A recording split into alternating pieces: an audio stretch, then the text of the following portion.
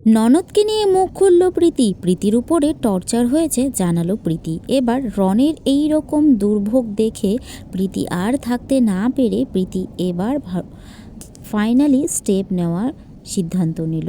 এবার প্রীতি বলল, আমার ননদকে নিয়ে অনেক কিছুই আপনাদেরকে আমি বলিনি, তবে এখন আপনাদেরকে সব কিছুই জানাবো। প্রীতি অনেক রেগে বলে, আমাদের দুজনের মাঝখানে অনেকবারই আমার ননদ আসার চেষ্টা করেছিল, আমাদের সম্পর্কটা ভাঙার চেষ্টা করেছিল, তবে আমরা কোনো মতো টিকিয়ে রেখেছি, এখন আর না। তারপরে প্রীতি বলে যে এই রকম ননদিনী যেন কারো ঘরেই না হয়।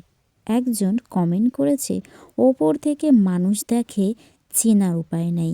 অলওয়েজ রন প্রীতি আমার খুব পছন্দের, যা কিছুই হোক তোমরা একসাথে থাকো, আর পরিবার বা যে কে ওই হোক না কেন, অন্যই করলে তা নীরবে বারবার মেনে নেওয়াটা যায় না। মানে এই কমেন্টে কিন্তু একদম স্পষ্ট ইনি জানিয়েছে যে অন্যায় কিন্তু বারবার মেনে নেওয়া যায় না, আর সেটাই কিন্তু এবার প্রীতি করলো।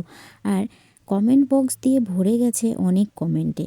তো প্রীতির একটা পেজ থেকে প্রীতি কমেন্ট করেছিল, পোস্ট করেছিল, শুধু রন মুখ খুলেছে, এবার আমিও যদি মুখ খুলি, রায়বাঘিনী ননদিনীর গল্প বলা শুরু করি, তাহলে অনেকেরই নাটক ধরা পড়ে যাবে।